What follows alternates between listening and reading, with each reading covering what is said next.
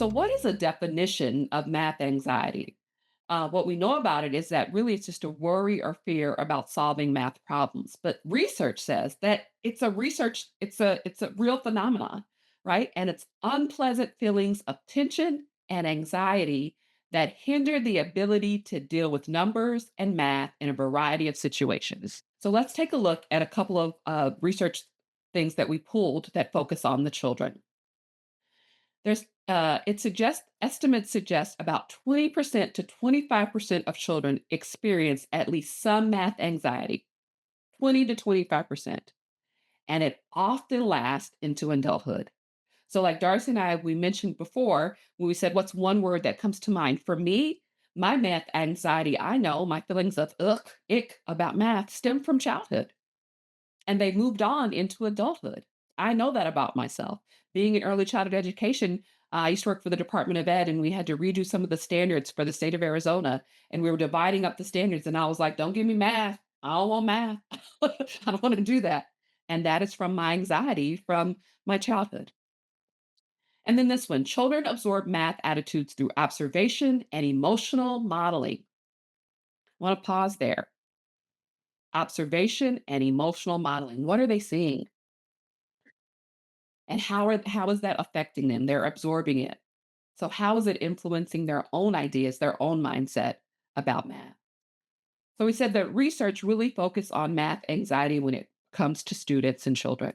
But there's also research that suggests the existence of important links between teacher or adult math anxiety that links that anxiety to student or children math anxiety and math achievement or achievement in math. So let's take a look at two of those pieces of research. Children in classrooms led by more math anxious teachers tend to show lower math achievement and confidence. And when I look at that, it just makes sense to me when we think about the second one up there, children absorbing those math attitudes. If they're in a classroom that is led by a teacher that has math anxiety, they may show lower math achievement and confidence. And then lastly, parents who reported high math anxiety when their children were preschoolers had children with significantly lower numeracy skills through age 8. So that absorbing of math attitudes and emotional modeling really uh, is a big link to adult math anxiety, to children's math anxiety, to math achievement. One of the statistics that is not on here, but is something to think about, is that research shows that math anxiety is higher in women and girls than it is in boys to men. Additionally, we have to really think about the stereotypes. And Tina, you already had touched on these, but there are stereotypes. How many of you were told you weren't good at math growing up? Or even that it's okay not to be good at math. That's what I was told. I was a precocious reader and but math didn't come easy to me. And I was told, "Oh, that's okay. I'm not a math person either." By a teacher. And that's what wasn't the only time in my life that I heard that. In fact, that there are untrue cultural biases and stereotypes within the Western civilization, specifically around who is good at math, which is males, as you already said, but also there's some ethnic stereotypes. For example, the stereotype that Asian people are good at math. Or, Tina, what are some things that maybe you heard?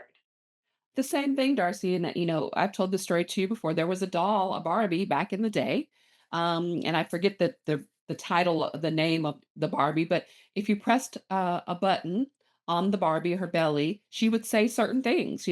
Let's go to the mall. Ken is hot, or whatever. And one of the things that she said was, "Math is hard." So this is a Barbie that little girls play with, stereotypically, little girls are playing with. And she's saying math is hard. Barbie was a role model. Math is hard. So it's perpetuating that stereotype for young girls that math is hard. Yes. And it's also a vicious self fulfilling cycle. When individuals are told or believe that they aren't good at math, then it raises their anxiety. Then they don't try to develop their skills and understanding. And then Their lack of skills leads to more anxiety, leads to avoiding it even more. And again, that vicious cycle of math anxiety based off of untrue beliefs about what math is and who can do it. And the reality that everyone can learn math. And most people, according to a research article, one that you cited earlier by We Are 2023, people are often better at math than they think they are. And one of the best ways that you can address math anxiety is to build your confidence and your understanding that you are good at math. We Everybody has strengths in math.